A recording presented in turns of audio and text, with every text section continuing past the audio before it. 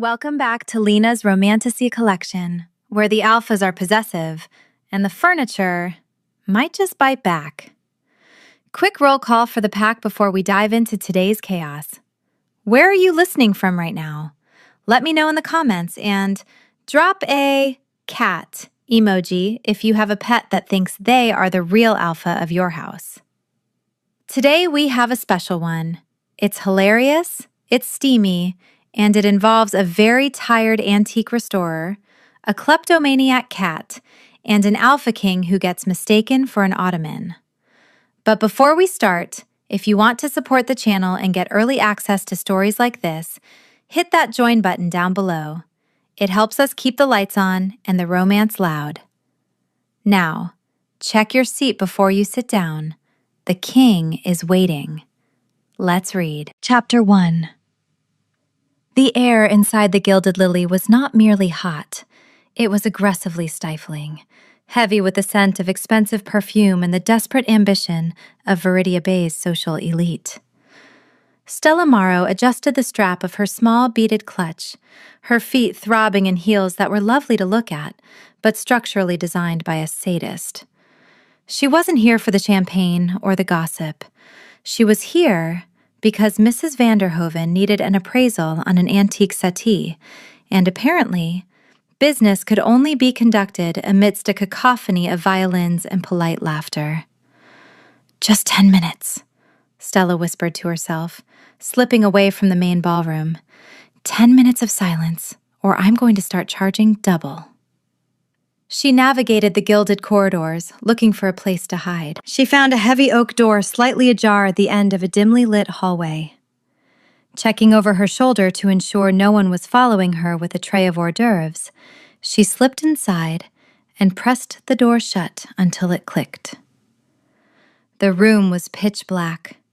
The silence was absolute, a blissful, heavy blanket that instantly soothed her frazzled nerves.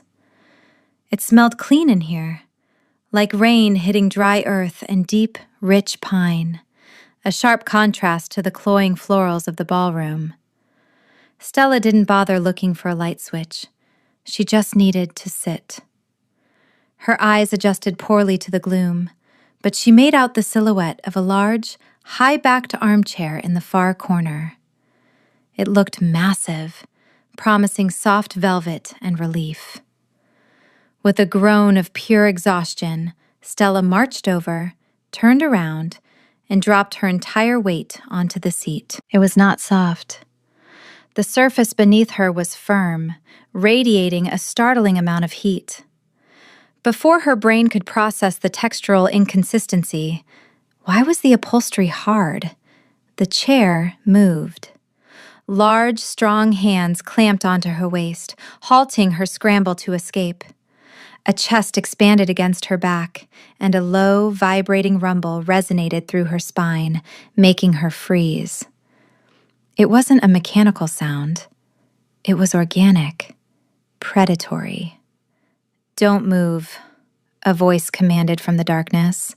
It was deep, rough like gravel crunching under heavy tires, and laced with a terrifying authority. "Tell me what you want." The vibration of his growl traveled straight through her dress, spiking a heat in her belly that had nothing to do with fear and everything to do with biology. Stella's heart hammered against her ribs, but her survival instinct, honed by years of navigating difficult clients and a treacherous ex-alpha, kicked in. Panic would get her killed. Wit might buy her time. She didn't scream. Instead, she went rigid, her hands hovering in the air. "Honestly," Stella said, her voice trembling only slightly, "I want to take these heels off, and I would kill for a cheeseburger.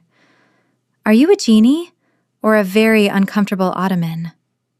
The grip on her waist tightened, the fingers digging in slightly, not to hurt, but to anchor. The breathing behind her ear hitched, as if the chair was surprised. "You sat on me," the voice stated, the aggression slipping into genuine confusion. "You were lurking in the dark," Stella countered, her heart still racing. "In my defense, You are the size of a love seat. Who hides in the dark at a gala? Someone who wants peace, he grumbled. Well, Stella said, realizing she was still straddling a stranger's lap in the dark. This is awkward. Can I get up, or are you going to eat me? That depends, the man whispered, his nose brushing the sensitive skin of her neck, inhaling sharply. You smell like honeysuckle. Before she could respond to the abrupt observation, the door she had just closed flew open. A beam of light from the hallway sliced through the darkness, hitting a switch on the wall. The overhead crystal chandelier flooded the room with blinding, incandescent light. Chapter 2. Stella blinked rapidly against the sudden brightness, instinctively raising a hand to shield her eyes. When her vision cleared, the situation went from awkward to catastrophic. She wasn't sitting on a bench. She was perched squarely on the lap of a man who looked like he could bench press her vintage Fiat. He was wearing a tuxedo that strained at the shoulders, his dark hair messy as if he'd been running his hands through it. But it was his eyes, steel gray and dilated, that made the air leave her lungs. King Byron Valerius, the alpha of the Summit Pack, the most powerful wolf in the city, and she was using him as a chair. "Secure the king!" a voice roared. Harlan, the king's head of security, charged into the room, followed immediately by 3 other massive guards.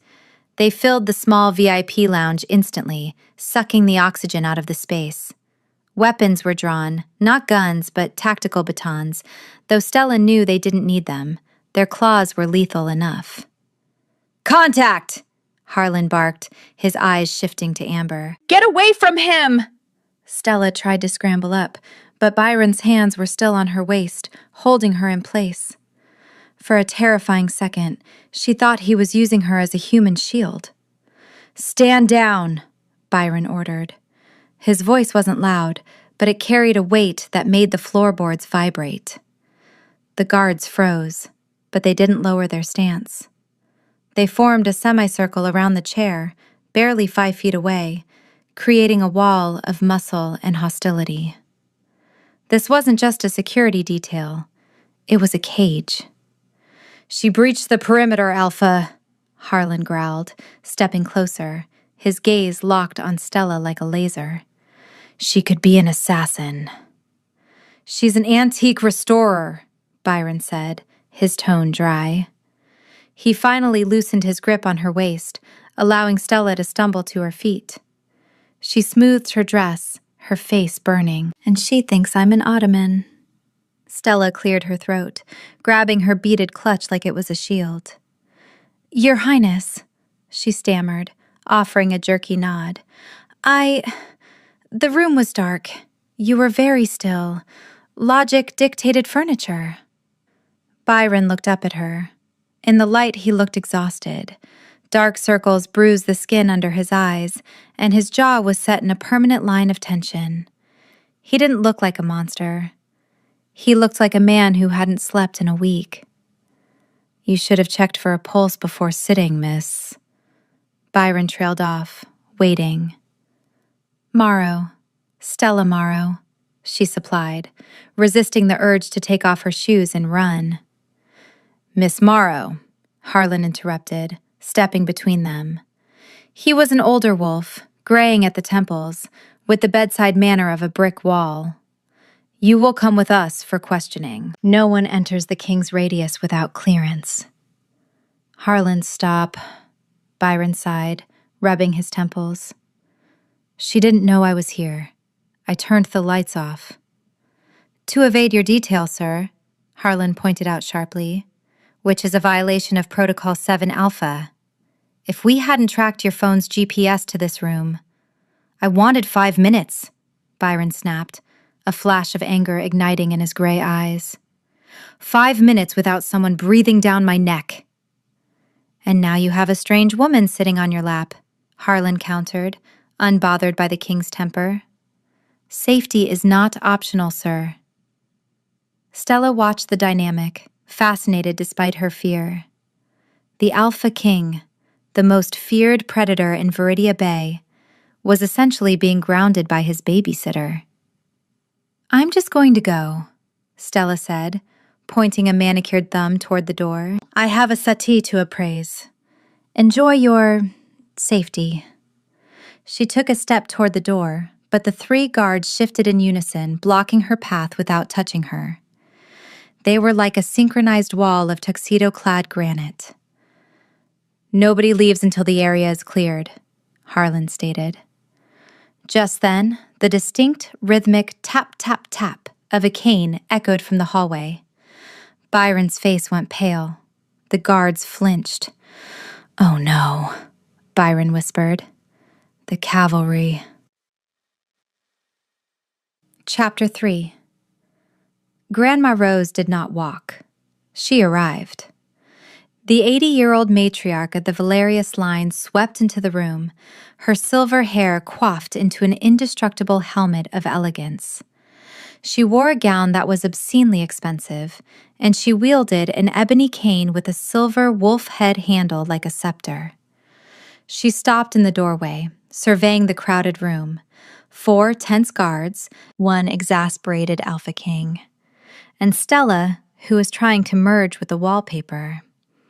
"Byron," Rose said, her voice sharp and clear. "Lady Clementine has been waiting by the chocolate fountain for 20 minutes. She is wearing a dress made entirely of eco-friendly silk, and she wants to discuss wolf politics. Why are you hiding in a broom closet?" "It's a VIP lounge, grandmother," Byron corrected, standing up. He towered over everyone, but he hunched slightly around his grandmother, a subconscious attempt to make himself smaller.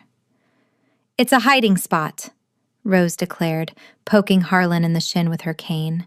"Move, Harlan. You're blocking the feng shui."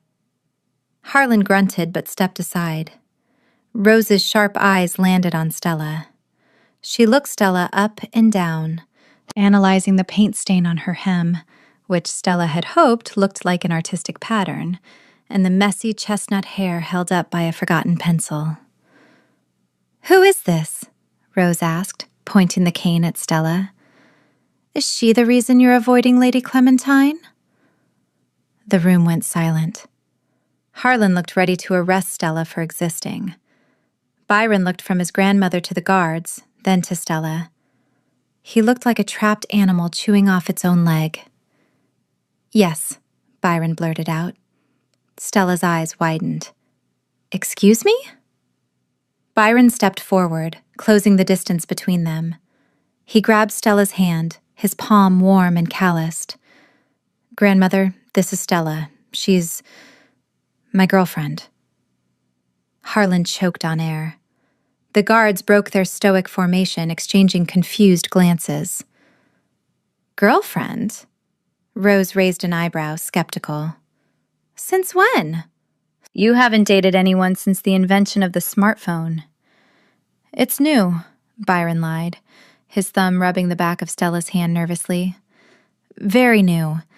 We wanted to keep it private, to avoid the media." "And the layout of the room necessitated her sitting on your lap?" Rose asked dryly. "We were having a moment," Byron said, his ears turning red. Stella realized she had 2 choices: deny it and be detained by Harlan for trespassing, or play along and potentially escape. She looked at Byron. His eyes were pleading, a silent SOS from one tired soul to another. She squeezed his hand back. "It's true," Stella said, forcing a bright customer service smile. "He's obsessed with me. I keep telling him to focus on his kingly duties, but he just follows me around like a lost puppy." Byron stiffened but didn't correct her. Rose narrowed her eyes.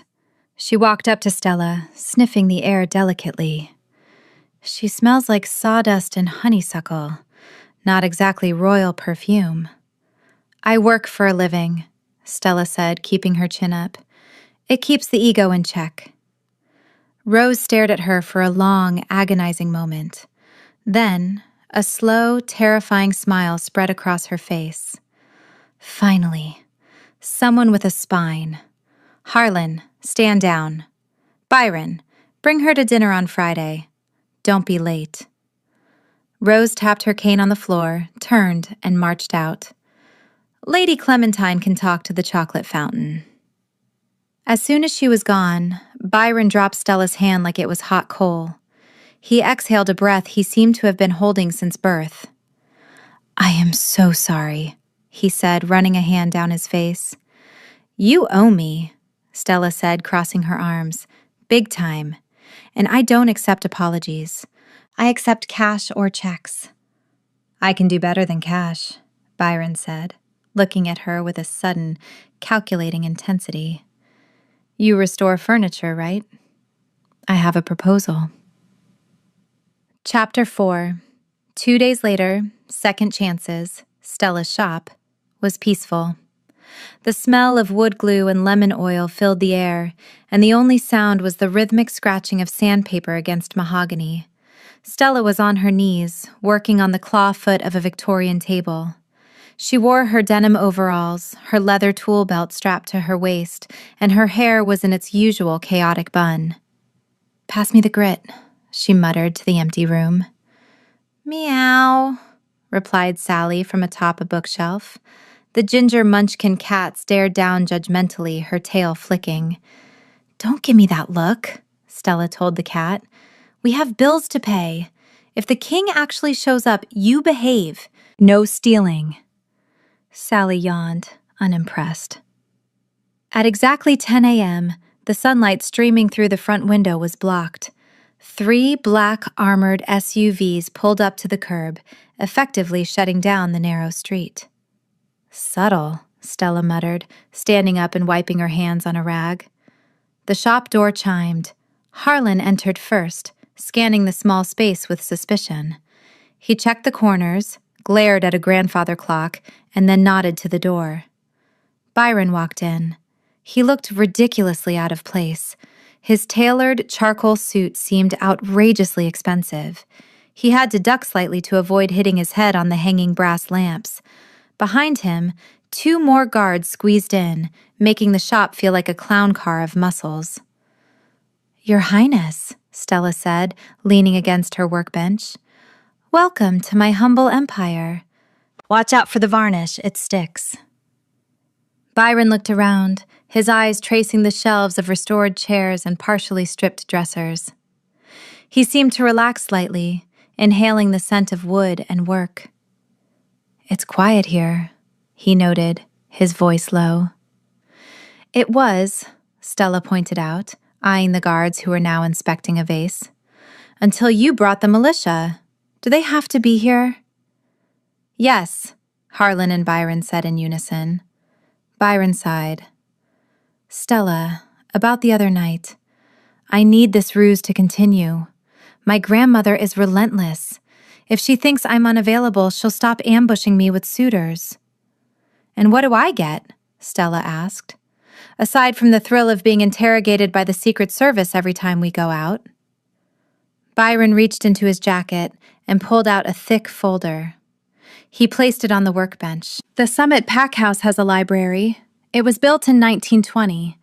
It contains over 50 pieces of original furniture. Desks, rolling ladders, armchairs. They are falling apart. The council wants to buy new ones. Stella gasped softly. She knew that library. It was legendary among restorers. They want to replace 1920s craftsmanship with modern junk? I want to save them, Byron said, locking eyes with her.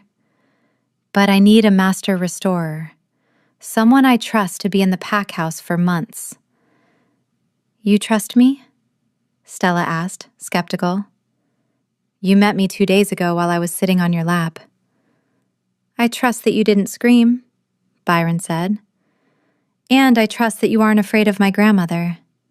That is a rare quality. He pushed the folder toward her. The contract is yours. Exclusive rights, full budget.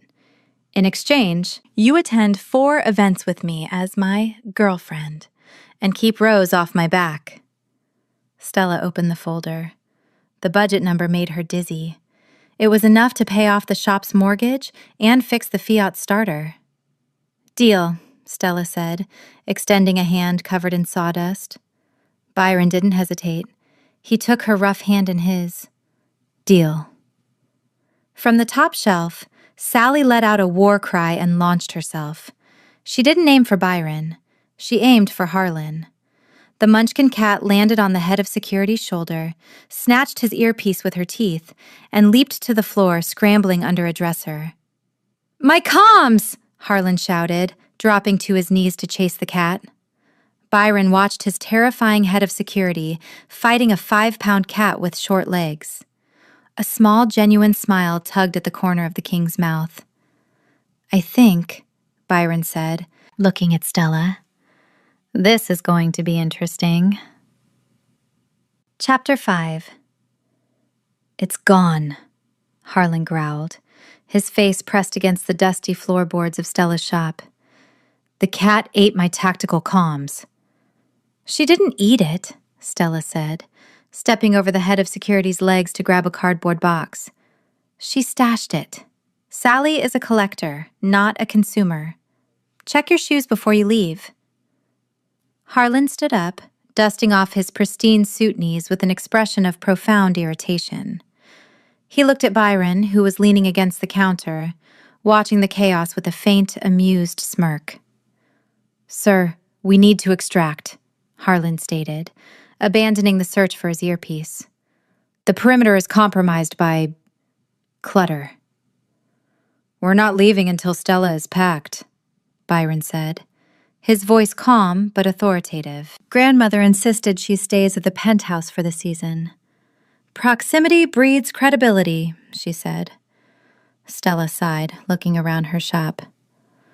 I can't just leave second chances. Who's going to water my succulents? Who's going to explain to Mrs. Higgins that her ottoman isn't ready? My assistant Lena has already rescheduled your appointments, Byron said, checking his watch. And we have a watering service. Of course you do, Stella muttered. She grabbed her leather tool belt, the heavy weight of it reassuring against her hip. She tossed a few essentials into a duffel bag. Heavy wool socks, 3 oversized t-shirts, her favorite varnish scraper, and a bag of gummy bears. Then came the hard part. Sally, Stella called out sweetly. Here, kitty kitty. From atop the highest shelf, 2 green eyes narrowed. Sally knew what the travel carrier meant. It meant prison. I need backup, Stella told the room. It took 3 royal guards, Harlan, and a laser pointer to corner the ginger munchkin. Finally, Stella managed to scoop up the hissing bundle of fur and deposit her into the carrier. Sally let out a yowl that sounded like a demon being exorcised. Is it safe? One of the guards asked, eyeing the carrier warily. She smells fear, Stella warned. She handed the carrier to the guard. Don't shake her. She gets motion sickness. They moved to the street. The convoy of black SUVs looked ridiculous parked in front of her peeling storefront. What about Pistachio? Stella asked, pointing to her mint green Fiat 500. I'm not leaving my baby. Harlan looked at the tiny, round car with disdain. We will have it transported. No towing, Stella insisted. She's vintage. The suspension is delicate. Harlan pinched the bridge of his nose.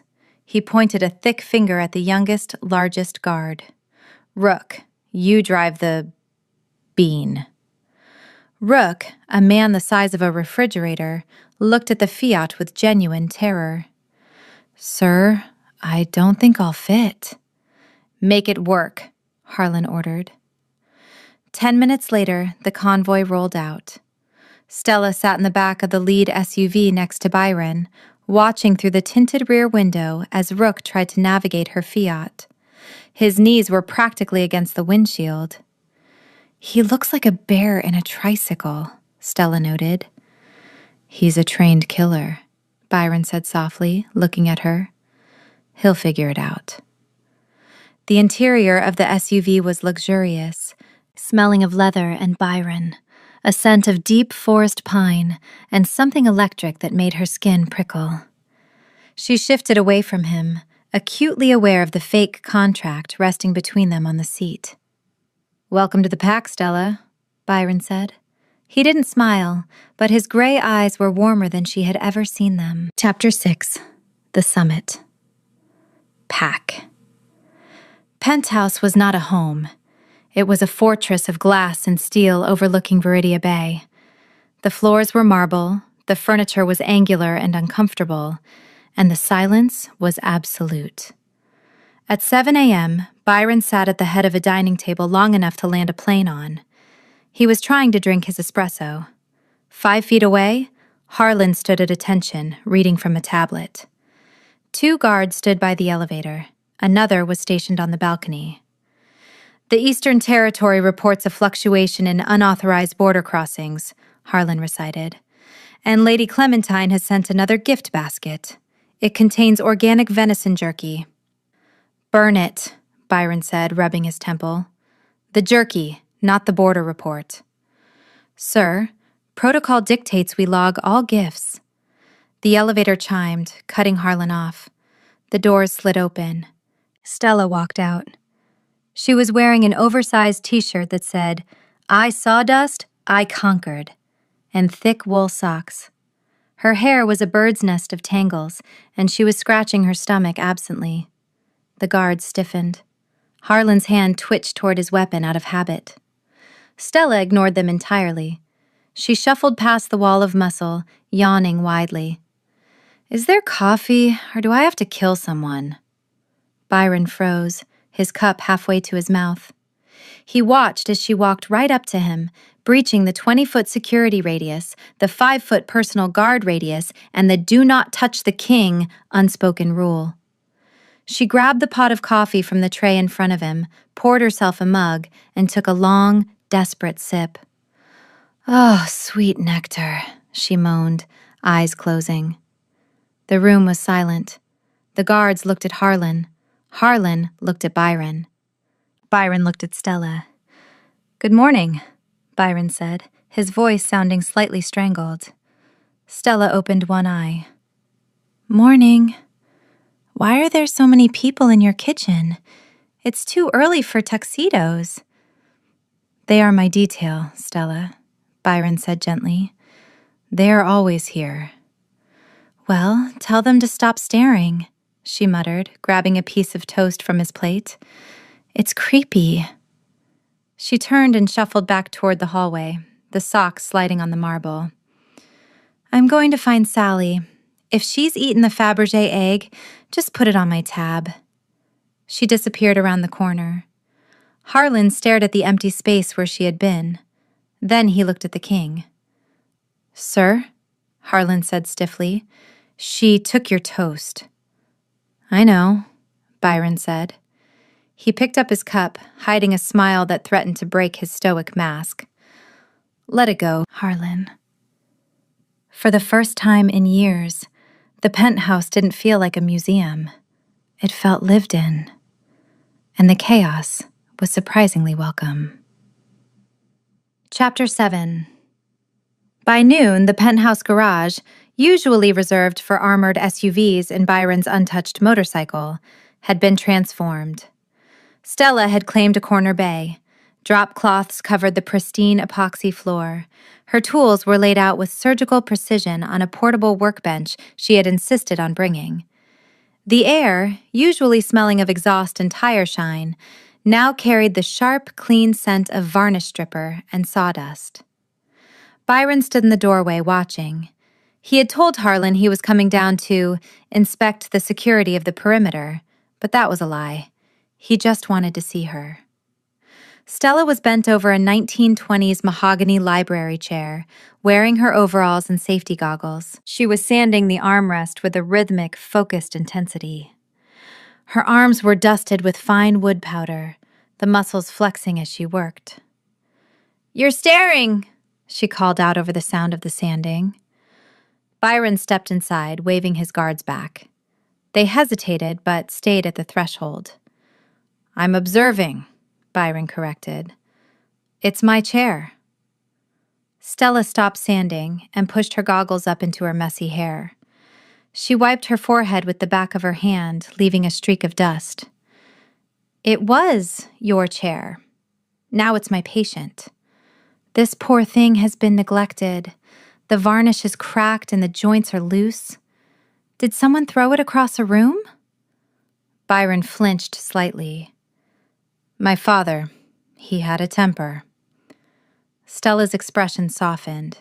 She ran a hand over the wood as if soothing the object. Well, we're going to fix it. Wood has a memory, Byron, but it also forgives. You strip away the damage, sand down the rough spots, and the grain is still good underneath. Byron walked closer, drawn by her voice. She spoke about furniture with more empathy than most people spoke about their families. You're good at this, he said quietly. I like things that can be fixed, Stella shrugged. People are messy. Politics is exhausting. But a chair? A chair just wants to support you. It's honest work. She picked up a screwdriver. Hand me that clamp. Byron blinked. He looked at the clamp on the bench. He was the Alpha King. People handed him things. He didn't fetch. But he reached out, grabbed the metal clamp, and handed it to her. Their fingers brushed. A spark, literal static, or perhaps something biological, snapped between them. Stella didn't pull away. She looked up at him, her hazel eyes searching his face. Thanks, Your Highness. Byron, he corrected hoarsely. Just Byron when we're down here. Okay, Byron. She smiled, and it was the first genuine smile she'd given him that wasn't for the benefit of a camera or his grandmother. Now hold this leg steady. Don't wobble. For the next hour, the king of the Summit Pack knelt on a drop cloth, holding a chair leg while an Omega scolded him for moving too much. And for an hour, the weight of the crown felt a little lighter. Chapter 8. The peace didn't last. 2 days later, Stella returned to the penthouse after a supply run to a specialty hardware store in the lower district. She walked into the living room carrying a heavy bag of brass fittings, humming a tune. Byron was on the sofa, reviewing documents with Lena, his assistant. He looked up as she entered, a greeting forming on his lips. Then he stopped. His nostrils flared. His pupils blew wide, swallowing the gray irises. A low, menacing growl started deep in his chest, vibrating through the room like an approaching earthquake. Lena froze, dropping her tablet. The guards at the door unholstered their batons, scanning for a threat. Sir? Harlan barked. Byron didn't answer. He stood up, moving with a fluid, lethal grace that was pure wolf. He crossed the room in 3 strides, looming over Stella. Stella dropped her bag. The brass fittings clattered loudly on the marble. Whoa, personal space? Byron grabbed her shoulders. He wasn't hurting her, but his grip was iron.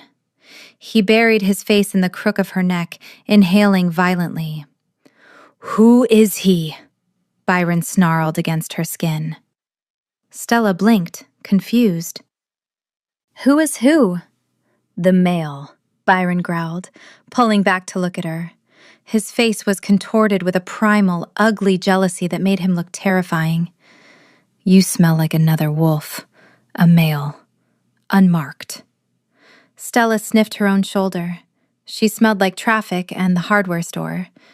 Then she remembered. Oh, she said, realizing. The guy at the counter, Stan. He helped me carry the brass to the car. He touched you, Byron accused, the growl getting louder. The sound was triggering the guards. The air in the room was thick with aggression. He handed me a box, Byron, Stella said, her voice calm but firm. She didn't cower. She didn't bare her throat. She looked him dead in the eye. He's 70 years old and has a bad hip. I think your kingdom is safe from Stan the hardware guy. I don't like it, Byron stated, his wolf pacing just beneath his skin. I want his name. No, Stella said flatly. She placed her hands on his chest and pushed. He didn't budge an inch, but the gesture surprised him enough to silence the growl. I am a grown woman running a business, Stella said. I interact with people, males, females, and delivery drivers. You don't get to growl at me because I bought screws. We have a contract, remember? Fake girlfriend, not property. The word fake hit Byron like a bucket of ice water. He blinked, the silver fading from his eyes as the man regained control.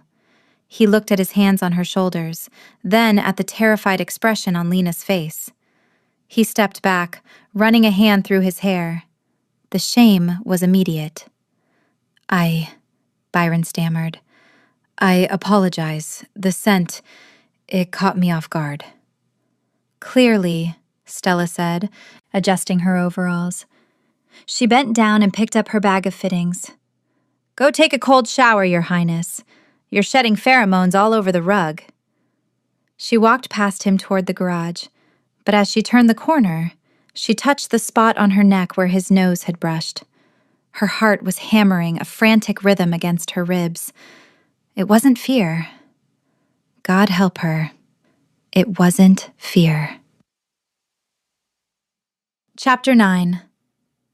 I have a problem, Stella announced, standing in the middle of the penthouse living room. She was wearing her I Sawdust, I Conquered t-shirt and holding up a pair of heavy wool socks. My formal wear consists of safety goggles and a pair of boots that have permanent varnish stains. Unless the dress code for Grandma Rose's dinner is lumberjack chic, we aren't going. Byron, who was currently being briefed by Harlan on the security protocol for the restaurant, which involved securing the kitchen staff and a perimeter check of the wine cellar, looked up. He was already dressed in a dark navy suit that fit his broad shoulders with terrifying precision. Grandmother anticipated this, Byron said, signaling to Lena. Lena, the sharp-eyed assistant, snapped her fingers. 2 staff members rolled in a clothing rack laden with silk, velvet, and chiffon. She sent options, Lena said efficiently, and a stylist, and a jeweler, and a notary for some reason. An hour later, Stella stood in front of the full-length mirror. She hardly recognized herself. The dress was a deep emerald green, Tier 3 vocabulary, verdant and lustrous, that clung to her curves before flaring out at the knee. It was backless, exposing the faint scars from wood splinters on her shoulders, badges of her trade. You clean up well, Byron said from the doorway. He had stopped there, his hand resting on the frame, staring at her with an intensity that made her skin prickle. Don't get used to it, Stella deflected, smoothing the fabric. I feel like a sausage in a very expensive casing. The dinner was held at the Obsidian Orchid, a restaurant where the water menu had its own sommelier. The moment they entered, the atmosphere shifted. The room was filled with Viridia Bay's elite, high alphas, wealthy merchants, and socialites who had spent centuries perfecting the art of the judgmental stare. Grandma Rose sat at the head of a private table, her silver-headed cane resting against her chair like a weapon. You're late, Rose said as they approached. I was about to order the appetizers without you. Traffic, Byron lied smoothly, pulling out Stella's chair. As they sat, Harlan and 3 guards positioned themselves along the back wall, their eyes scanning the room like surveillance cameras. It made eating soup incredibly awkward. The trouble started during the second course. A woman with hair the color of platinum and a smile that didn't reach her eyes leaned across the table. It was Lady Clementine. So, Stella, Clementine purred. Byron tells us you work in... repair? Restoration, Stella corrected, picking up her wine glass. She noticed Clementine's eyes dart to her hands. Despite the manicure Lena had forced on her, Stella's hands were rough. There was a callus on her thumb from sanding, and a faint, permanent stain of walnut dye on her index finger. "How quaint," Clementine said, loud enough for the table to hear. "It must be so grounding to work with your hands, like a laborer." A few guests tittered. The air grew heavy. Byron's jaw tightened, the fork in his hand bending slightly under the pressure. Stella placed her glass down. She was about to deliver a retort about how Clementine's family fortune was built on sweat she had never shed, but Byron moved first. He reached out, took Stella's rough, calloused hand in his, and lifted it. He didn't hide the imperfections. He brought her knuckles to his lips and kissed them, lingering over the callus on her thumb. "These hands," Byron said, his voice deep and carrying to the back of the room, "restore history. They save things that others are too lazy to appreciate. I find them intoxicating." The silence that followed was absolute. Clementine turned a shade of pink that matched the salmon. Grandma Rose took a sip of her wine, her eyes twinkling. "Well played," she whispered. Chapter 10. The next morning, the sun streamed through the floor-to-ceiling windows of the penthouse, illuminating the dust motes dancing in the air. Byron woke up with a start. The room was bright, too bright. He looked at the digital clock on the wall. 10:15 a.m. Panic surged through him. He had a council meeting at 9 a.m. His internal clock was usually flawless, but he relied on his phone alarm for backup. He reached for the nightstand where he always left his secure, encrypted device. It was empty. "Harlan!" Byron roared, throwing the covers off. The bedroom door burst open. Harlan entered, weapon drawn, expecting an assassin. "Secure the room!"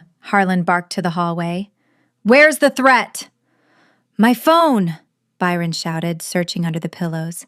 "It's gone. It has the nuclear codes. Well, the pack codes. And my schedule." "We swept the room last night, sir," Harlan said, lowering his weapon but looking confused. "No one entered." "Then where is it?" They tore the room apart. They checked under the bed, in the bathroom, and even in the pockets of his discarded suit. Nothing. Byron stormed out into the living room, wearing only sweatpants, his chest heaving. "Stella!" Stella was on the balcony, drinking coffee and reading a book on 18th century joinery. She looked up, unbothered by the frantic Alpha King. "Good morning, Sleeping Beauty," she said. "My phone is missing," Byron accused. "Did you take it?" "Why would I want your phone?" Stella asked. "I have my own. It has a cracked screen and fewer government secrets." "Then where—" A muffled vibration interrupted him. Bzz, bzz. Byron froze. He turned his head, his enhanced hearing pinpointing the sound. It wasn't coming from the table. It was coming from the floor. Specifically, from inside one of Stella's knee-high leather boots that she had left by the door. He walked over and reached into the boot. He pulled out his sleek, black phone. "Why is my phone in your shoe?" Byron asked, holding it up. "I didn't put it there," Stella said, suppressing a smile. "Meow." They both looked down. Sally, the ginger munchkin cat, was sitting behind the boot. She looked at Byron, blinked slowly, and then swatted at his ankle. "She has a hoarding problem," Stella explained, taking a sip of coffee. "She likes shiny things. Your phone case is glossy. She probably dragged it there while you were sleeping." Byron stared at the cat. The cat stared at the king. This tiny, short-legged creature had breached the most secure room in the city, stolen a device containing state secrets, and hidden it in a shoe. Byron started to laugh. It wasn't a polite chuckle. It was a deep, rusty sound that seemed to surprise even him. "She breached the perimeter," Byron wheezed, looking at Harlan, who stood in the doorway looking mortified. Your security was defeated by a cat with short legs. I hate that animal, Harlan muttered. Chapter 11. By Saturday night, the tension in the penthouse was palpable. Byron had spent 12 hours in meetings and the walls were closing in. He stood by the window, watching the city lights, looking like a prisoner in his own tower. Stella walked up behind him. She was wearing jeans and a leather jacket. You look like you need to hit something, she noted.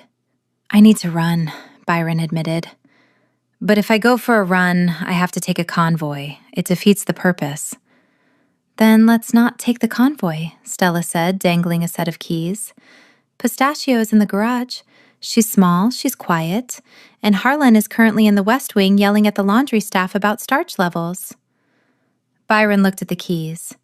He looked at the guards stationed at the elevator. How? He whispered. Service elevator, Stella winked, and bribed the maintenance guy with a restored stool.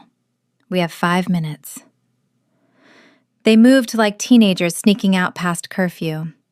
They took the stairs down 2 flights to bypass the main guard post, then slipped into the service elevator. When they reached the garage, they didn't take the armored SUV. They squeezed into the mint green Fiat 500. Byron had to tilt his head to fit. His knees were practically touching his chin. This is undignified, Byron grumbled as the engine sputtered to life. This is freedom, Stella corrected, peeling out of the garage before the gate fully closed. They drove to Neon Nights, a retro arcade on the edge of the city.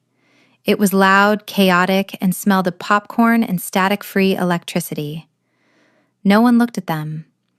To the kids playing pinball, Byron was just a tall guy in a tight t-shirt, not a king. Stella dragged him to the air hockey table. I bet you $10 I can beat you, Stella challenged, sliding a quarter into the slot. I have superhuman reflexes, Byron reminded her, picking up the mallet. This is unfair to you. Less talking, more playing, Your Highness. The game was brutal. Byron was fast, but Stella was vicious. She banked shots off the walls, feinted left, and scored while he was distracted by her laugh.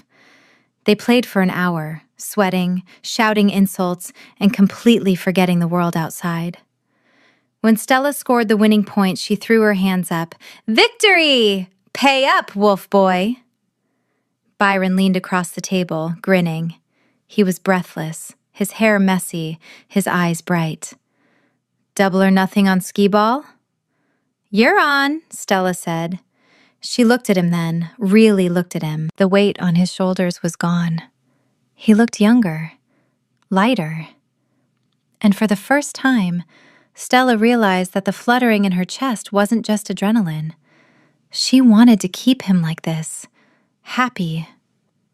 Byron, she said softly. He froze, sensing the shift in her tone. The air between them charged with a sudden incandescent tension. He leaned in, his gaze dropping to her lips. Found them! A voice roared. Chapter 12. The Spell Shattered. Harlan stood at the entrance of the arcade, looking apocalyptic. Behind him were 6 guards, effectively blocking the exit. The music in the arcade seemed to stop as the patrons noticed the wall of muscle that had just arrived.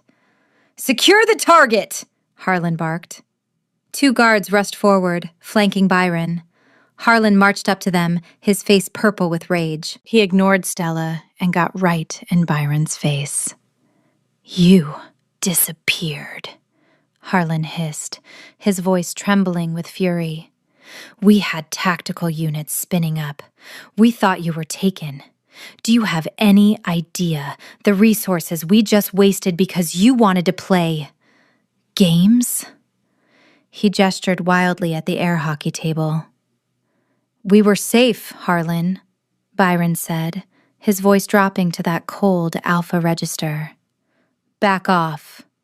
No, Harlan snapped, crossing a line he had never crossed before. You don't get to decide that. You are the king. You are an asset of the state. You do not get to run off in a toy car with a civilian because you're bored. You put the entire pack at risk." He turned his glare on Stella. "And you are a liability. I should have your contract terminated and you removed from the city for reckless endangerment." "Hey!" Stella stepped forward, anger flaring. "Don't talk to me like I'm a suspect. He's a grown man, not a nuclear warhead." "He is the crown," Harlan shouted. "And you are nothing but a distraction." "Enough!" The roar was so loud it rattled the glass on the pinball machines. Byron stepped in front of Stella, shoving Harlan back a full 3 feet with a single hand. The force was effortless, a reminder of the power gap between a guard and a king. "You will not speak to her that way," Byron growled, his eyes flashing silver. "And you will not speak to me like I am a prisoner." The arcade went deathly silent. "I am the Alpha," Byron said, his voice low and dangerous. "I choose where I go. I choose who I am with. And tonight, I chose to be a man, not a monument. If you cannot respect that, Harlan, then you can hand in your badge." Harlan stared at him, shock replacing the anger. He had raised Byron. He had never seen him defend a personal desire so violently. Harlan looked at Stella, who was standing behind Byron, her hand resting tentatively on the king's back. He saw the way Byron shielded her, not out of duty, but out of instinct. Harlan exhaled, the fight draining out of him. He straightened his tie. "The car is waiting, sir," Harlan said stiffly. "We will escort you back. In the SUV." Byron didn't move for a second. Then he nodded. He turned to Stella, his hand finding hers. "Let's go," Byron said softly. "I think the game is over." They walked out together, the entourage forming a protective, suffocating ring around them. But this time, Byron didn't let go of her hand. Chapter 13. The ride back to the penthouse was silent.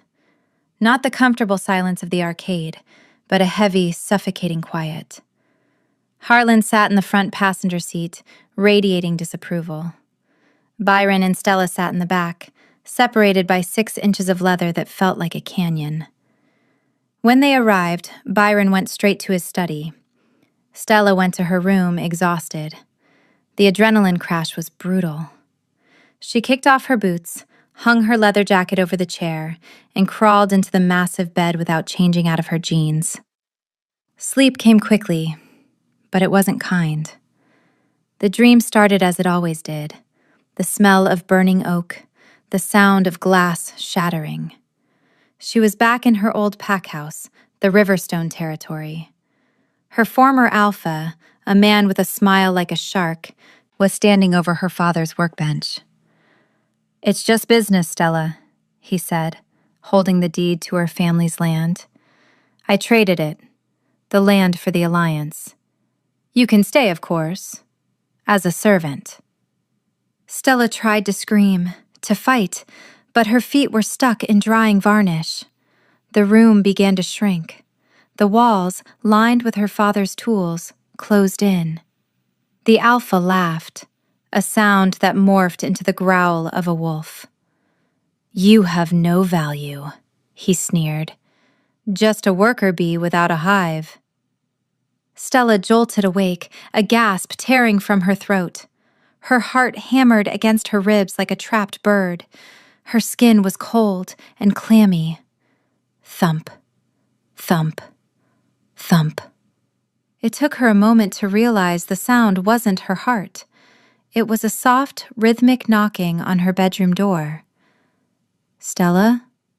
Byron's voice was low, muffled by the heavy wood. She scrambled to sit up, wiping the sweat from her forehead. I'm okay." The door handle turned but didn't open. "Your heart rate spiked to 140, Byron said through the door. "I heard it from the hall." Stella wrapped her arms around her knees. Of course he heard it. Alpha senses. Just a bad dream. Go back to sleep, Byron. I can't, he admitted. The scent of distress. It's strong. Stella hesitated. She hated being vulnerable. She hated needing comfort. But the darkness of the room felt oppressive. She got up and opened the door. Byron stood there. He had changed into gray sweatpants and a black t-shirt. His hair was messy and his feet were bare. He looked less like a king and more like a man who was just as lonely as she was. "Do you want to talk about it?" he asked, leaking against the doorframe but careful not to cross the threshold. "No," Stella said honestly. "I want to forget it." Byron nodded. He didn't push. He didn't offer platitudes. "Come with me." He led her not to the living room, but to the kitchen. He opened the massive stainless steel fridge and pulled out a carton of milk and a bottle of chocolate syrup. "My grandmother says chocolate fixes everything," Byron said, pouring 2 glasses. "It's scientifically unproven, but I'm not arguing with her." Stella took the glass. The cold, sweet liquid grounded her. They stood in the dark kitchen, the only light coming from the appliance displays. "It was about my old Alpha," Stella whispered, staring into her glass. "He sold my family out, made me feel small. Tonight, with Harlan yelling, it just brought it back." Byron set his glass down. He moved closer, entering her personal space slowly, giving her time to back away. She didn't. "Harlan was wrong," Byron said, his voice fierce. "You aren't small, Stella. You're the only person who has ever looked at me and seen a man, not a title. That makes you giant." Chapter 14. The next morning, the peace of the chocolate milk summit was shattered by a digital explosion. Stella walked into the living room to find Harlan pacing. He wasn't wearing his earpiece, the replacement one, and he looked like he had chewed through a brick. Lena was typing furiously on 3 different tablets. "Don't look at the news," Byron said immediately from the sofa. Naturally, Stella pulled out her phone. Her cracked screen lit up with notifications. "The King's Pauper? New royal girlfriend revealed as debt-ridden laborer. Exclusive. Stella Morrow's financial records leaked." Stella tapped the article. Her stomach dropped. There, in high definition, were photos of her bank statements, the mortgage on Second Chances, the loan she took out for the Fiat's transmission repair, the overdue notice for her supplier account.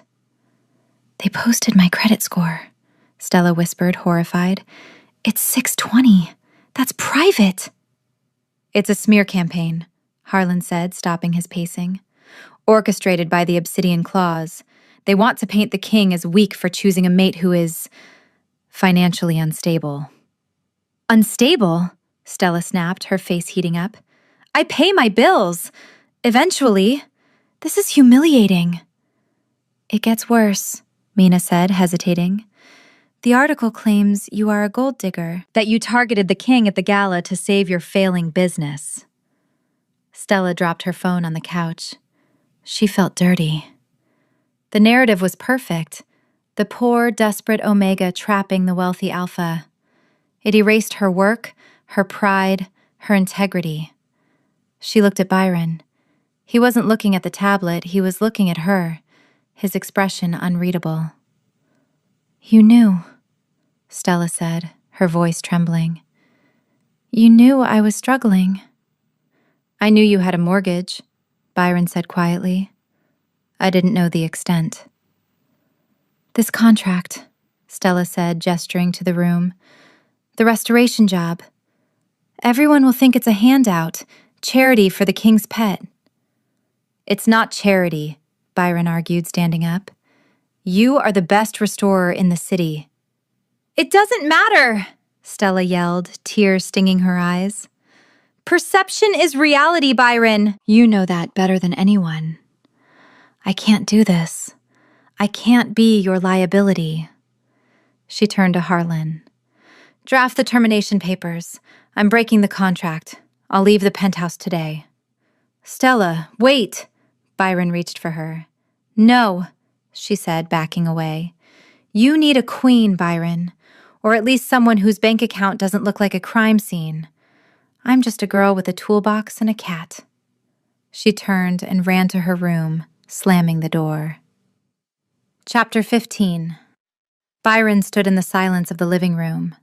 The slam of Stella's door echoed like a gunshot. Lena, Byron said. His voice was terrifyingly calm. Get me the publisher of the Viridia Herald on the phone. Sir, Harlan interrupted, if she leaves, the scandal dies down. It might be strategically... Byron turned on him. The wolf surfaced, turning his eyes a brilliant, molten silver. If she leaves, I burn this city to the ground. Harlan closed his mouth. He nodded once. Lena, get the publisher, Byron repeated, and get my legal team. I want that article scrubbed. I want the server it's hosted on bought and dismantled. I want the journalist sued for breach of privacy, defamation, and emotional distress. And her debt? Lena asked, typing rapidly. Pay it, Byron ordered. Sir, Harlan warned, that confirms the gold digger narrative. Byron paused. He ran a hand through his hair, pacing the room. Harlan was right. If he paid her debts, he proved the tabloids right. Stella would hate him for it. She was too proud. She wanted to earn her way, not be rescued. Don't pay it, Byron corrected, clenching his fists. Buy the debt. Anonymously. Transfer it to a holding company under the crown. Freeze the interest. Give her unlimited time to pay it back. She never has to know it's me. Done, Lena said. Byron walked to Stella's door. He didn't knock. He leaned his forehead against the wood. He could smell her salt tears and the sharp, metallic tang of anxiety. Stella, he said through the door. Open the door. Go away, came the muffled reply. I'm not letting you go, Byron said. Read the contract. Clause 14, Section B. Early termination requires mutual consent. I do not consent. The door flew open. Stella stood there, eyes red, holding a half-packed duffel bag. Sally was sitting in the bag, looking annoyed. You're trapping me? Stella demanded. I'm holding you to your word, Byron said, stepping into her space. You promised to fix my library. The chairs are waiting. The rolling ladders are broken. You don't quit a job halfway, Stella Morrow. That's not who you are. He was gambling, appealing to her professional pride instead of her heart. Stella stared at him. She sniffed, wiping her nose on her sleeve. You're a jerk. I'm a king, Byron corrected. And I have a lot of broken furniture. Are you going to fix it, or are you going to let the tabloids win? Stella looked at the bag. She looked at Sally. She looked at Byron. Fine, she grumbled, dropping the bag. But I'm charging you overtime for emotional distress. Chapter 16. 3 days later, the scandal had shifted from a roar to a simmer, mostly because Byron's legal team had threatened to sue anyone who retweeted the article. Stella channeled her rage into her work. The library of the pack house was a cathedral of books, with floor-to-ceiling mahogany shelves and a fireplace large enough to roast an ox. She was currently perched at the top of a 20-foot rolling ladder, polishing the brass rail. The ladder was old and creaky, but she trusted her balance. Byron sat at a desk far below, pretending to read a report on grain imports. In reality, he was watching Stella. The way she stretched to reach the high spots, the way her tongue poked out between her lips when she concentrated. You're staring again, Stella called down, her voice echoing in the vast room. I'm supervising, Byron replied, Yuan in his chair. It's my rail. It's shiny enough to see your reflection, Stella said. I can see you smirking from here. She locked the wheels of the ladder and began to descend. Halfway down, the heel of her boot caught on a loose rung. Tier 3 vocab, precarious and rotted. Crack! The wood gave way. Stella gasped, her hands flailing for a grip that wasn't there. She fell backward, plummeting 10 feet toward the hardwood floor. She didn't hit the floor. She hit Byron. He had moved with a speed that blurred the air, catching her in mid-fall. His arms wrapped around her waist and shoulders, absorbing the impact as he went down on one knee to steady them. Stella clung to his lapels, her heart hammering a frantic rhythm. She was breathless, staring up into his eyes. They were wide, dark, and filled with a terror she had never seen before. I got you, Byron rasped, his voice shaking. I got you. They stayed like that for a long moment. The library was silent, save for the crackling of the fire. The air between them was thick, heavy with incandescent tension. Stella realized she was straddling him again, just like the first night, but this time it wasn't dark. She could see every detail of his face, the worry lines, the flecks of silver in his irises, the slight parting of his lips. You're making a habit of falling on me, Byron whispered, a ghost of a smile touching his lips. You make a good landing pad, Stella breathed. He didn't let go. His hand moved up her back, tangling in her hair. He pulled her fractionally closer. Stella didn't resist. She leaned in, her gaze dropping to his mouth. The door to the library creaked open. Sir, Harlan's voice cut through the moment like a knife. We have a situation at the docks. It's the Obsidian Claws. Byron squeezed his eyes shut for a second, a look of pure agony crossing his face. He released Stella slowly, setting her on her feet. Duty calls, Byron said, his voice flat. But as he turned to leave, he brushed his knuckles against her cheek. Stay inside, Stella. Please. He walked out, the king once more. Stella stood alone in the library, touching her cheek, the phantom heat of his skin lingering like a brand. Chapter 17. Harlan's interruption in the library didn't just break the moment, it shattered the atmosphere like a dropped vase. Byron had pulled away, his face hardening into the mask of the king, leaving Stella standing next to the broken ladder, with her heart hammering a frantic rhythm against her ribs. I have to go, Byron said, already moving toward the door. Harlan, secure the perimeter. No one enters or leaves the pack house. Byron? Stella called out, taking a step forward. Is it bad? He paused, his hand on the heavy brass doorknob. He looked back at her, and for a split second, the mask slipped. It's politics, Stella. Boring and loud. Fix the ladder. I'll be back for dinner. He lied. Stella knew the scent of a lie. It smelled like sour milk. But she nodded, watching the heavy oak door close with a definitive click. 2 hours later, Byron was not at the docks. He was in his grandmother's private solar, pacing a hole in her Persian rug. Sit down, boy, Grandma Rose commanded. She was drinking tea from a delicate porcelain cup, her silver-headed cane resting against her knee. You're making me dizzy, and you're shedding pheromones of distress all over my begonias. Harlan says the obsidian claws were spotted near the warehouse district, Byron said, running a hand through his hair.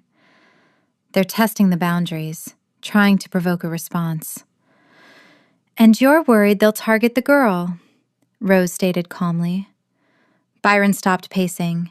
He stared out the window at the sprawling gardens of the estate. She's a civilian grandmother. She has no pack, no training. If Stephen finds out she's important, he'll use her. Important? Rose raised an eyebrow. I thought she was a contract employee, a fake girlfriend to keep me off your back. Byron turned to look at her. His steel-gray eyes were dark with a mixture of fear and resignation. It's not fake. Not anymore. I tried to keep it professional, but today, she fell off a ladder. And when I caught her, I didn't think about the liability insurance. I thought about how the world would end if she hit the floor.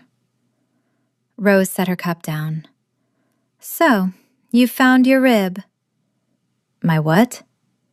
Your missing rib, Rose said, tapping her chest. The old stories say an alpha is born with a hollow space in his chest, a structural weakness. He can build armies and empires, but he will always be on the verge of collapse until he finds the piece that holds him up. She's your structural integrity, Byron. She's a liability, Byron argued, his voice cracking. She's stubborn, she drives a car the size of a toaster, and she has a cat that steals government property. She's not a queen. She's chaos. And you are a tomb, Rose countered. You need a little chaos. But if you're asking for my permission to claim her, you don't need it. You need to ask her. I can't, Byron whispered. If I claim her, I put a target on her back. Stephen will come for her. Then you have a choice, Rose said, picking up her cane. Push her away and keep her safe, or pull her close and teach her to bite. But don't leave her in the middle, Byron. That's where people get hurt. Chapter 18. The docks of Viridia Bay were a maze of shipping containers and rusting cranes, smelling of salt, diesel, and rotting fish. It was neutral ground, theoretically. In practice, it was a powder keg. Byron arrived in the armored SUV flanked by two other vehicles. Harlan was in the passenger seat checking the load on his sidearm. Intel put Stephen at Warehouse 4, Harlan reported. He's meeting with suppliers, possibly weapons. Or worse, silver. We go in to talk, Byron ordered, stepping out of the vehicle. The wind whipped his coat around his legs. No shifting unless they shift first. They moved through the shadows of the containers. The air was thick with tension. Byron's senses were dialed to 11. He could hear the scuttle of rats, the lap of water against the pier, and the heavy, rhythmic heartbeats of the men waiting for them. Warehouse 4's sliding door was open. Inside, under the buzz of flickering halogen lights, stood a group of men. In the center was Stephen, the alpha of the Obsidian Claws. Stephen was everything Byron wasn't: flashy, loud, and cruel. He wore a white suit that remained impossibly clean in the grime of the docks, and he smiled with too many teeth. "King Byron!" Stephen called out, spreading his arms. "To what do I owe the honor? Did you come to inspect the calamari?" "I came to tell you to pull your men back," Byron said, his voice echoing in the cavernous space. "You're encroaching on Summit territory. The warehouse district is under my protection." "Protection is such a strong word," Stephen sneered, stepping forward. "I prefer management. Your pack has grown soft, Byron. You spend your time at galas and restoring old furniture. I hear you even hired a little Omega to polish your wood." Byron went still. The mention of Stella was a calculated strike. "Leave her out of this," Byron warned, a low growl vibrating in his chest. "Oh, I intend to," Stephen laughed. He signaled to one of his men, who tossed a heavy folder onto a crate. "But the press is so fascinated by her. The debt, the tiny car, the vulnerability. It would be a shame if she had an accident. Workshops are dangerous places. Saws slip, ladders break." Byron lunged. It wasn't a conscious decision. It was instinct. He covered the 20 feet between them in a blur, slamming Stephen against a stack of crates. The Obsidian guards drew weapons, and the Summit guards responded instantly, a dozen gun barrels leveling at each other. "You threaten her again," Byron snarled, his forearm pressing against Stephen's throat, "and I will tear your throat out with my teeth." Stephen didn't struggle. He just smiled, his eyes gleaming with malicious delight. "And there it is, the weakness. You care about the pet. Thank you for confirming it, Your Highness." Stephen shoved Byron back. He straightened his white lapel. "Go home, Byron. Go check on your little restorer. You never know when a loose screw might cause a tragedy." Byron stared at him, his chest heaving. He wanted to kill him, right here. But if he did, it would start a war that would burn the city down. "Pull out," Byron ordered his men, his voice shaking with suppressed rage. He turned and walked away, but the seed of terror had been planted. Stephen knew, and Stephen would use her. Chapter 19. Byron stormed into the penthouse like a hurricane. He didn't greet the guards. He didn't check in with Lena. He marched straight to the guest wing. Stella was in the kitchen feeding Sally a piece of high-grade salmon. She looked up, a smile forming on her face when she saw him. "You're back," she said. "I fixed the ladder. Well, I clamped it. It needs a new rung, but—" "Pack your bags," Byron interrupted. Stella froze. The piece of salmon dropped from her fingers. Sally pounced on it immediately. "What?" "Pack your bags," Byron repeated, his voice cold and devoid of the warmth she had seen in the library. "The contract is terminated. You're leaving." Stella wiped her hands on a dish towel, her brow furrowing. "Byron, what are you talking about? Did something happen at the docks? Harlan said—" "I don't care what Harlan said," Byron snapped. He couldn't look at her. If he looked at her, he would crumble. He had to be the monster to save her. "I'm done. The restoration is taking too long. The press is a nightmare. I can't have a liability living in my house." "A liability?" Stella stepped around the island, approaching him. 3 days ago, you said I was the only one who saw you as a man. In the library, you said, "I said what I had to say to keep you working," Byron lied. The words tasted like ash in his mouth. "It was a strategy. But now the cost outweighs the benefit. Harlan was right. You're a distraction." Stella stopped. Her face went pale, then flushed with anger. "So that's it? I'm just a line item on a spreadsheet? You kiss my hand at dinner, you hold me when I fall, and then you fire me because the math doesn't work?" "Yes," Byron said. He turned his back to her, staring at the blank wall. "Lena has prepared a severance package. It will cover your debt and the shop. Take the money and go back to your life, Stella." "I don't want your money," Stella whispered. Her voice was shaking. I thought we were building something, not just furniture." "You were wrong," Byron said harshly. "Get your cat. The driver is waiting." He heard her intake of breath. He waited for her to yell, to throw something, to fight. "Fine," Stella said. Her voice was quiet, broken. "I'll go. But don't you dare send me a check. I earned every dime I made here." He heard her footsteps retreat down the hall. He heard the zipper of the duffel bag. He heard the carrier door snap shut on a protesting Sally. And then he heard the front door close. Byron sank to the floor, putting his head in his hands. He let out a roar of anguish that shook the glass walls of the penthouse, a sound of pure, unadulterated grief. "It's for her own good," he whispered to the empty room. "She's safe now." He was wrong. Chapter 20. Stella didn't take the SUV.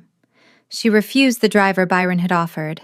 She called a rideshare, loaded her duffel bag and Sally's carrier into the back of a dented sedan, and gave the driver the address of Second Chances. It was raining when she arrived at her shop. The street was dark. The streetlights reflected in the puddles like oil slicks. "Thanks," she muttered to the driver, hauling her gear out. She unlocked the front door of the shop. The bell chimed, a cheerful sound that felt mocking now. The air inside was stale. It smelled of dust and neglect. "Home sweet home, Sal," Stella said, letting the cat out. Sally didn't run. She stood by the door, her fur bristling. She let out a low, guttural growl. Stella paused, her hand on the light switch. "What is it, girl?" Then she smelled it. Not lemon oil, not sawdust. It smelled of burnt copper and wet dog. The back door of the shop, which she always double-locked, was standing ajar. Stella dropped her keys. She turned to run, but a shadow detached itself from the darkness of the display corner. "Going somewhere, darling?" a voice purred. A man stepped into the faint light of the street lamp filtering through the window. He wore a white suit that was damp from the rain. He had a smile that was all teeth. "Stephen." "You must be the famous Stella," Stephen said, stepping over a restored ottoman. "Byron has terrible taste in furniture, but I see why he likes you. You have spirit." "Get out," Stella said, reaching for the nearest weapon, a heavy brass candlestick on the counter. "Feisty," Stephen laughed. "But I'm afraid your king isn't here to catch you this time. He sent you away." "How tragic. He thought if he broke your heart, he'd save your life." 2 more men emerged from the back room. They were massive, their eyes glowing with the shift. "Grab her," Stephen ordered, "and bring the cat. I hate leaving witnesses." Stella didn't scream. She didn't freeze. She threw the candlestick. It hit the first guard square in the nose with a satisfying crunch. "Run, Sally!" Stella shouted. She vaulted over the counter, scrambling for the back exit. But she was an omega against 3 alphas. A hand grabbed her ankle, yanking her back. She hit the floor hard, the breath leaving her lungs. "Don't damage the merchandise," Stephen tutted, looming over her. "We need her pretty for the ransom video." Darkness rushed in as a heavy boot connected with her temple. The last thing Stella saw was Sally diving under a cabinet, her green eyes glowing in the dark. Chapter 21. The Summit. Penthouse was silent, a stark contrast to the storm raging outside. Byron sat in the dark living room, staring at the rain lashing against the floor-to-ceiling glass. He held a glass of whiskey he hadn't touched. Every instinct in his body was screaming, a high-pitched, static whine in his blood that usually meant imminent violence. He told himself it was just the severance of the bond, the phantom pain of pushing Stella away.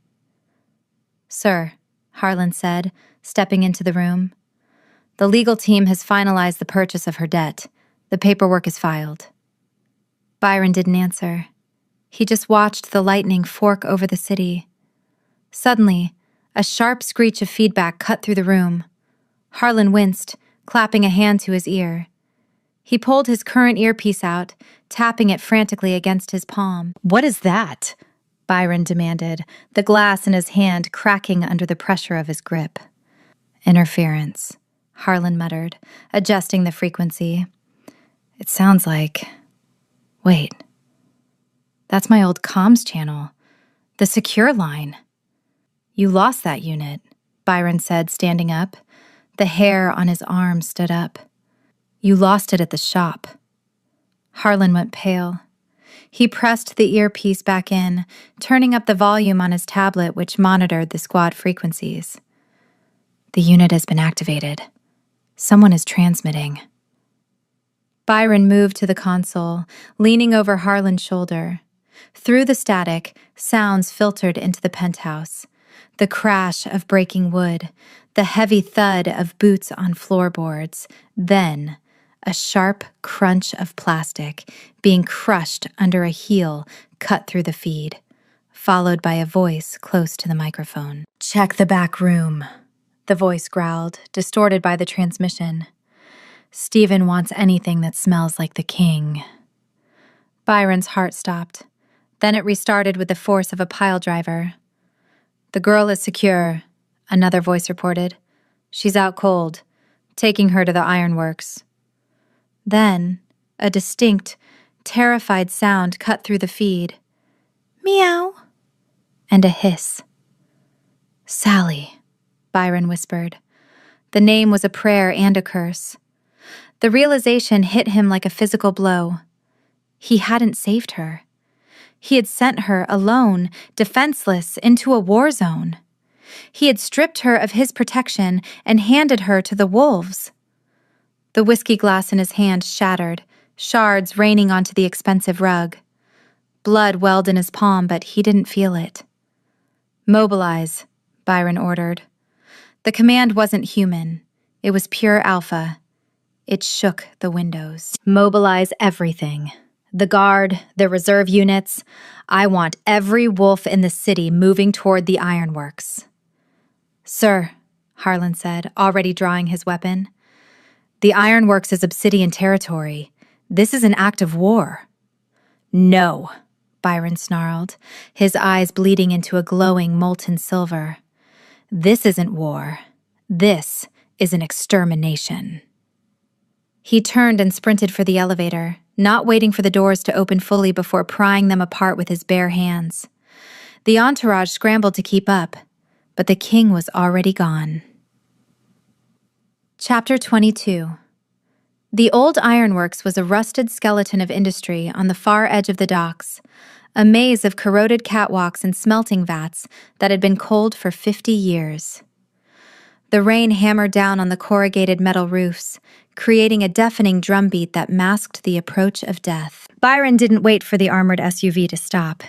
He kicked the door open while the vehicle was still moving, rolling onto the wet asphalt and coming up in a sprint. "Secure the perimeter!" Harlan barked into his comms, leading a squad of 6 guards toward the east entrance. "Don't let them move her!" Byron didn't care about perimeters. He could smell her. Beneath the stench of rust and the damp rot of the river, he smelled rain on dry earth and honeysuckle. And blood. The scent of her blood drove him mad. He hit the main doors of the foundry. They were chained shut.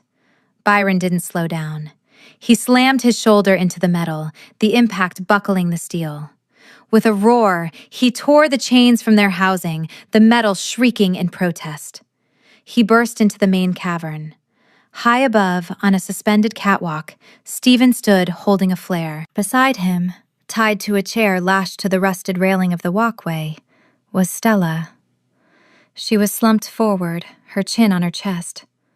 A dark bruise bloomed on a temple, violet and angry against her pale skin.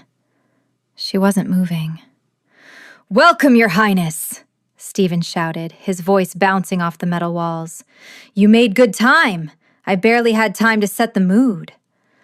"Let her go," Byron growled, stalking forward. His suit was soaked, plastering to his frame. His hands were claws, his nails elongating. "I don't think I will," Stephen smiled. "You see, you embarrassed me, Byron. You came to my docks and threatened me. Now, I'm going to watch you bleed." Stephen snapped his fingers. From the shadows of the machinery, 24 wolves emerged. They didn't shift fully. They were in that hybrid state of aggression, eyes glowing, teeth bared, muscles bunching. "Kill him," Stephen ordered. Byron didn't hesitate. He didn't wait for Harlan. He didn't wait for backup. He launched himself at the first wave of attackers. He moved with a brutality that was terrifying to witness. He caught the first attacker by the throat, slamming him into a concrete pillar with enough force to crack the masonry. He ducked a claw swipe from the second, spinning and delivering a kick that shattered ribs. But there were too many of them. They swarmed him, a tide of violence.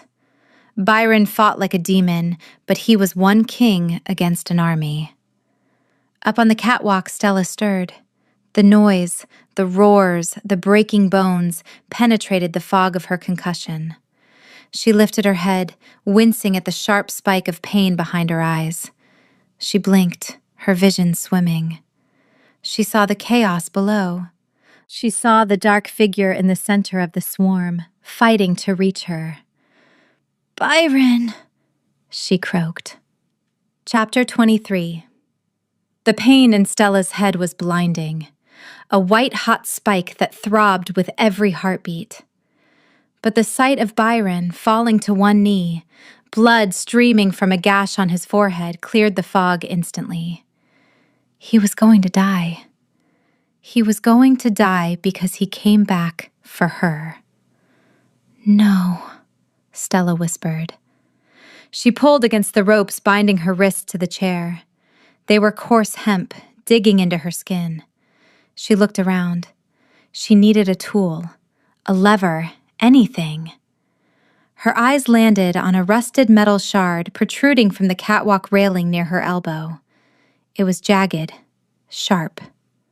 She leaned sideways, jamming the rope against the metal edge. She sawed frantically, ignoring the friction burn on her wrists. Below, Byron roared, a sound of pain that tore through her soul. Snap! The rope gave way. Stella ripped her hands free, untying her ankles with trembling fingers. She stood up, swaying slightly. "Hey!" Stephen shouted, realizing his prisoner was loose. He started running toward her along the catwalk. Stella didn't run away. She looked down at the 20-foot drop to the concrete floor where Byron was being overwhelmed. She took a breath. It smelled of rust and violence. "Accountability, Stephen," she muttered. She kicked off her heavy boots. She closed her eyes and pulled on the thread of instincts she had ignored for years. The shift was agonizing, bones cracking, muscles reshaping, fur bursting through skin. But it was fast. In midair, Stella vanished. In her place, a sleek, honey-gold wolf plummeted toward the fight. She didn't land gracefully. She crashed into the back of a massive gray wolf that was about to bite Byron's neck. Her jaws clamped onto the attacker's hamstring, and she yanked with all her weight. The wolf howled, collapsing. Byron spun around, his eyes wild. He saw the golden wolf standing over the fallen enemy, teeth bared, hackles raised. She was small compared to the combatants, but she was fast, vicious, and utterly fearless. Stella. The recognition hit him like a lightning bolt. She hadn't run. She had joined the fight. Byron threw his head back and roared, shifting in a seamless explosion of black fur and muscle. The Alpha King stood revealed, a massive, midnight black beast, twice the size of the others. The dynamic of the fight changed instantly. They were no longer a king and a victim.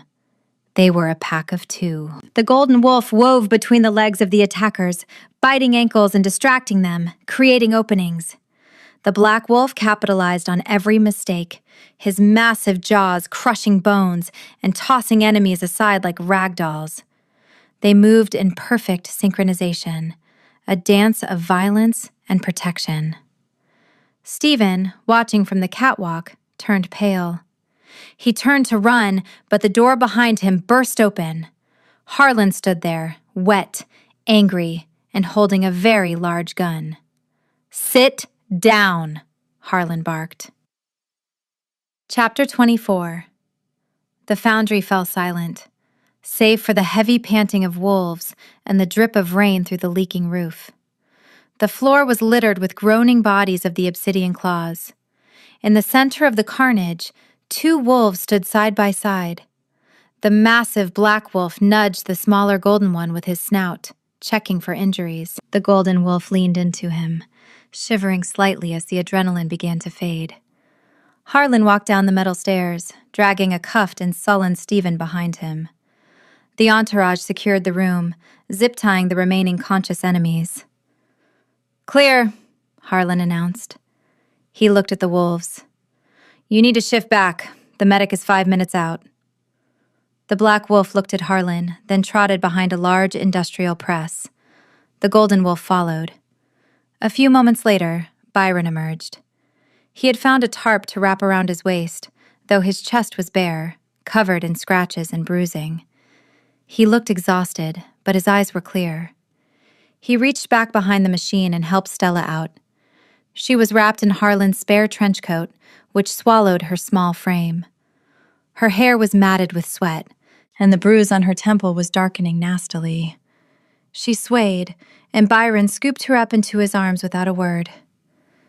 "Is it over?" Stella asked, her voice raspy. "For now," Byron said, looking at Stephen, who was being shoved into a waiting transport vehicle. "We won." "My boots," Stella murmured, resting her head against his shoulder. "I left my boots on the catwalk." Byron let out a short, incredulous laugh. He pressed a kiss to the top of her messy head. "I will buy you 1,000 boots. I will buy you a shoe factory." "Just the boots," she mumbled, her eyes closing. "And maybe a cheeseburger." Harlan approached them. He looked at the unconscious Obsidian members, then at the king holding the restorer. He saw the way Byron looked at her, like she was the only valuable thing in a room full of scrap metal. "Sir," Harlan said, his voice surprisingly gentle. "The SUV is ready. We retrieved the cat from the shop. She is displeased, but safe." "Good," Byron said. "Take us home." The ride back was different. There was no silence. Byron held Stella in his lap the entire way, refusing to put her in a seat. He kept one hand on her pulse, needing the constant reassurance of her heartbeat. Stella drifted in and out of consciousness, safe in the circle of his warmth. She didn't dream of her old alpha or burning houses. She dreamed of a library, a broken ladder, and a man who caught her when she fell. When they reached the penthouse, Byron carried her straight to the master bedroom. He laid her on the sheets, tucking the duvet around her. "Stay," she whispered, grabbing his hand as he tried to pull away. "I'm not going anywhere," Byron promised. He sat on the edge of the bed, watching over her like a gargoyle. "I'm right here." And for the first time in his life, the hollow space in his chest, the missing rib, didn't ache. It was full. Chapter 25. The silence in the master bedroom was heavy, but it wasn't the suffocating quiet of the ironworks. It was the silence of a storm that had finally broken. Stella sat on the edge of the massive bed, wrapped in a plush robe Byron had found for her. Her wrists were bandaged with white gauze, and an ice pack was pressed gingerly against her throbbing temple. She watched Byron as he paced the room. He was still shirtless, his chest a map of rapidly healing scratches and bruising from the fight. He stopped at the window, staring out at the pre-dawn city lights. "I thought I was saving you," Byron said, his voice rough. He didn't turn around. "When I terminated the contract, when I sent you away, I thought I was removing the target from your back. I was arrogant. I thought if I made you irrelevant to me, Stephen would lose interest." "You didn't make me irrelevant," Stella said softly, wincing as she shifted her position. "You made me vulnerable. You stripped my protection." Byron flinched. He turned to look at her, his steel gray eyes dark with guilt. "I know, and I will spend the rest of my life apologizing for it." "I don't want an apology," Stella said. She set the ice pack on the nightstand and stood up. Her legs were shaky, but she forced them to hold her weight. She walked across the room, closing the distance between them. "Then what do you want?" Byron asked, watching her warily, as if she were made of glass he had already cracked. "I want the truth," Stella said, stopping a foot away from him. She reached out, her bandaged fingers ghosting over a particularly nasty bruise on his ribs. Why did you really come back for me? You have an army, Byron. You could have sent Harlan. You could have sent a tactical team. But you came alone. You tore a steel door off its hinges. Byron looked down at her. He took her hand, careful of the bandages, and pressed it against his chest. His heart was beating a steady, powerful rhythm against her palm. Because the hollow space was screaming, he whispered. Because when I realized you were gone, the crown didn't matter. The city didn't matter. The only thing that made sense was the scent of honeysuckle and rain. He leaned down, resting his forehead against hers. I didn't come for my employee, Stella. I came for my mate. The word hung in the air, heavy and absolute. Mate. It wasn't a contract. It wasn't a ruse for his grandmother. It was biology, soul and bone. You're an idiot, Stella murmured, a tear slipping down her cheek. You fired your mate. I'm a terrible boss, Byron agreed, a small, broken smile touching his lips. But I'm applying for a new position. Partner, protector, chair. Stella laughed, a wet, choked sound. She rose on her toes and kissed him. It wasn't tentative. It was acclaiming. She kissed him with all the fear and adrenaline of the last 24 hours, and he answered with a desperation that shook her to her core. Chapter 26. The sun hit the penthouse floor-to-ceiling windows at a sharp angle, painting the room in stripes of gold and shadow. Byron was already awake. He lay on his side, propped up on one elbow, watching Stella sleep. She was buried under the duvet, only her messy chestnut hair and one bandaged wrist visible. Her breathing was deep and even, the slow rhythm of recovery.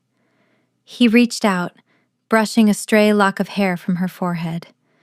The bruise on her temple had turned a mottled purple, a stark reminder of his failure. He traced the line of her jaw with his thumb, marveling at the reality of her here, safe, in his bed. Stella stirred.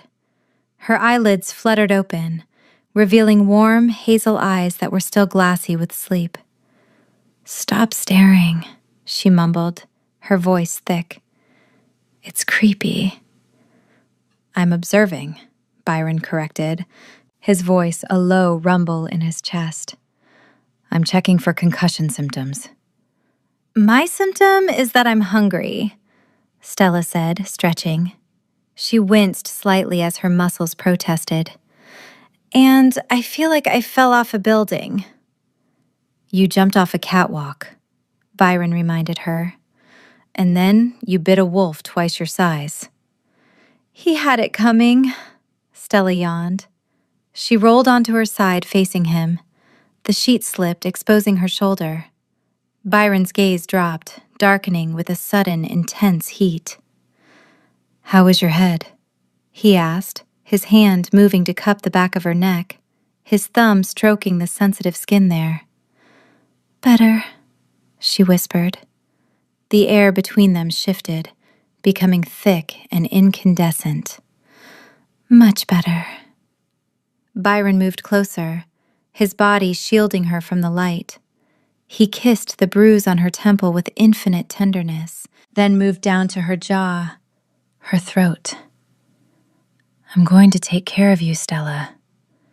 I'm going to rebuild everything I broke. Start with breakfast, she breathed, her hands tangling in his hair. Later, Byron growled against her skin. He pulled the duvet over them, shutting out the sun. The world outside could wait. The politics, the press, the grandmother. They were distant noise. In this bed, there was only the scent of rain, the warmth of skin, and the quiet, desperate worship of two people who had almost lost each other. Chapter 27. 2 hours later, the domestic tranquility was shattered by a sound that every cat owner knows and dreads. the distinct crash of something expensive hitting the floor. Stella bolted upright, clutching the sheet to her chest. Byron was out of bed in a second, shifting into a defensive stance, naked and ready to kill an intruder. "The living room," Byron barked. He grabbed a pair of sweatpants from the floor, pulling them on as he strode toward the door.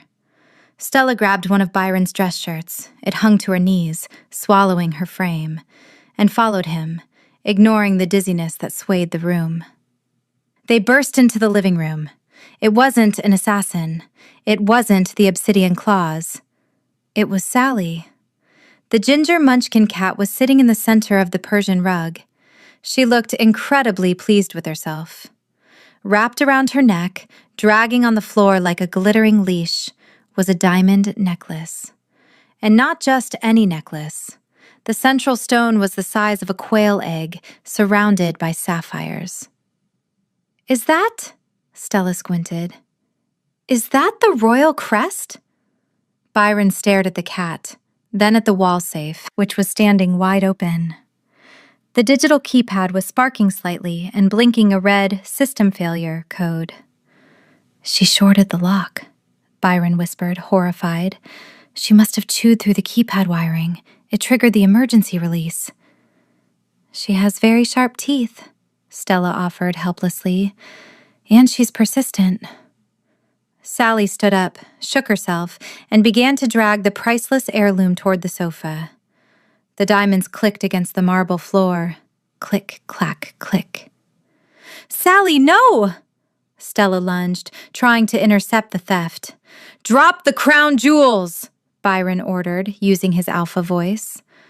Sally ignored both of them. She hissed at the king and pulled the necklace under the couch. Before Byron could dismantle the furniture to retrieve his heritage, the elevator chimed.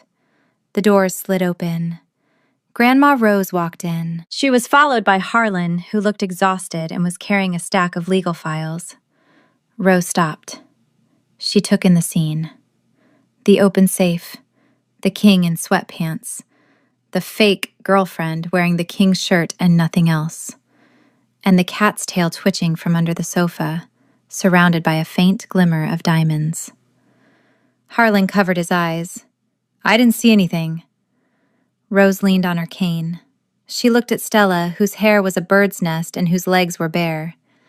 She looked at Byron, who was standing protectively in front of Stella, daring anyone to criticize her. A slow smile spread across the matriarch's face. "Well," Rose said, tapping her cane on the floor. "The safe was overdue for an upgrade anyway. And finally, Byron, you found someone with good taste in jewelry. Though I usually recommend wearing it, not dragging it under the sofa." "Grandmother," Byron started, his ears turning red, "this isn't what it looks like." "It looks like you're in love," Rose interrupted. "And it looks like I need to order a very small, very expensive collar for the cat. Don't be late for lunch." She turned and marched back into the elevator. "Come along, Harlan. Let the children play." Chapter 28. 3 months later. The late afternoon sun bathed the terrace of the pack house in warm, golden light. The air smelled of blooming jasmine and the sharp, clean scent of varnish. Stella was on her knees, working on the final piece of the library restoration project, a heavy oak throne that had been rotting in the basement for decades. She was wearing new boots, Doc Martens, a gift from Byron, broken in perfectly, and her favorite overalls. "Pass me the beeswax," she murmured, not looking up. A hand reached out, placing the tin of polish into her palm. Byron sat on the floor next to her. The king of the Summit Pack, the most powerful wolf in the region, was sitting cross-legged on the stone tiles holding a rag. He wasn't wearing a suit. He was wearing jeans and a t-shirt covered in sawdust. "You missed a spot," Byron pointed out, gesturing to the armrest. "I didn't miss it," Stella corrected, dipping her rag into the wax. "I'm letting the wood breathe. You can't rush the finish, Byron. It has to cure." You're bossy, he noted, leaning back against her legs. I'm the expert, she replied, resting her hand on his shoulder. You're just the apprentice. It had been a busy 3 months. The trial of Stephen had been swift. The evidence of kidnapping and extortion was overwhelming. The scandal about Stella's debt had vanished the moment the palace released a statement confirming that Ms. Morrow was the official royal restorer and the king's intended mate. The tabloids had pivoted from gold digger to Cinderella with a sander. Stella looked out across the lawn. 50 feet away, a respectful, non-suffocating distance, Harlan stood by a tree. He was talking into his earpiece, but he wasn't glaring anymore. He gave Stella a small, stiff nod when he caught her eye. He's relaxing, Stella whispered. I think I saw him smile yesterday. Don't panic, Byron said lazily. It was probably gas. He turned his head, pressing a kiss to the denim of her overalls. Are you happy, Stella? Stella looked down at him. She looked at the restored chair, the peaceful garden, and the man who had torn the world apart to find her. The chair is fixed, she said, tapping the oak armrest. It's solid. It can hold the weight now. I'm not talking about the chair, Byron said softly. I know. Stella smiled, her eyes crinkling. She leaned down, kissing him, a slow, lingering promise. I'm happy. The structure is sound, Byron. No hollow spaces. From inside the house, a loud crash echoed. Meow! Byron sighed, resting his head back against her knee. She knocked over the Ming vase, didn't she? Probably, Stella laughed, picking up her rag. I can fix it. I can fix anything. I know, Byron said, closing his eyes, content. I know. The end. Quick favor! Don't go anywhere yet. If you thought Stella was brave for using the Alpha King as an ottoman, wait until you meet the heroine in this next story on your screen. You have to hear that disaster unfold. Click the video on your screen right now. It is absolutely unhinged.